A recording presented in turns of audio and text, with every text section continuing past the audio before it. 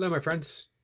We're going to continue our discussion um, on A Course in Miracles, and we're going through the workbook. Yesterday, we started with lesson number 1, and we're going to work our way through, maybe 365 days, maybe with some breaks here and there, but for the most part, we'll just take each day at a time and see what happens.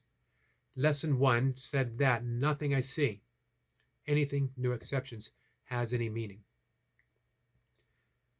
Inherently of its own, looking at anything, it has absolutely no meaning to us.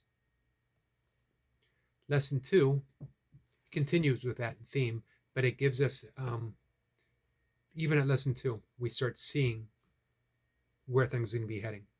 Breadcrumbs are dropped for us to follow.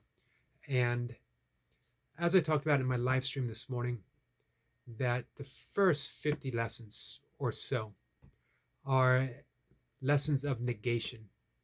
We are stripping the mind bare of concepts and labels and beliefs so that we can rethink, literally think differently than how we previously thought. We are abandoning the thinking process, the thought process of the ego, and we are turning towards the Holy Spirit and saying, there's a better way to think. There is my clear original mind that I wish to regain access to. I'm tired of living in a world of my creation.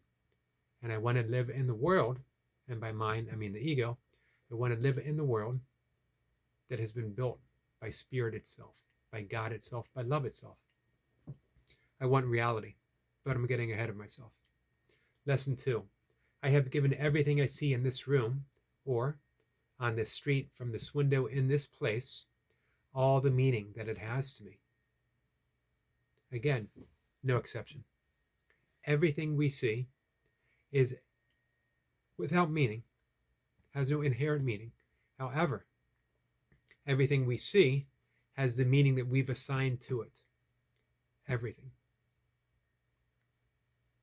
Eventually, we're going to strip away even that so that we can regain the ability to see clearly. That there's another way of seeing. There is a way of seeing with the eyes of love, which is opposite of the ways of ego. Wonderful book by Kenneth Wapnick. I think he wrote it as 2 + 2 = 5 with a question mark. And he got it from a book, The Idiot.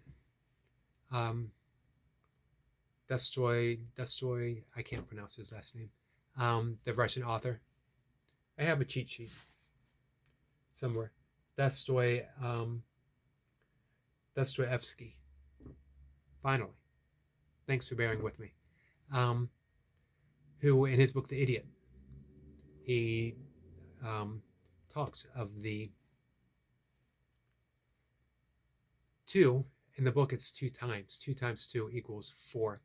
Is the mundane world, the world that we've inherited, the world that tells us that we need to do things the way things have always been done for the sole reason that this is the way things have always been done. And that a visionary, very rare exceptions is shot down, at least for a while, before things are realized that, hey, this makes things so much easier. So we strip everything away. We strip away the 2 × 2 makes 4 reasoning, thought system, belief system. Strip it away. And we dare to entertain folly. Buckminster Fuller says, dare to be naive, because that's how the world has changed. Daring to be naive. So 2 × 2 = 5, as it says in The Idiot, is a delightful little thing. Sometimes that's all it takes, is just a delightful little thing that sets our heart ablaze with love, with joy. Just enough, just a spark, and we proceed from there. But first, we have to be reduced to 0, ground 0. New way of thinking.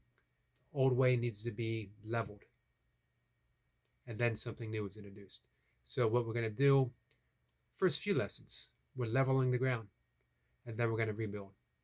So, guys, stay tuned. Take care.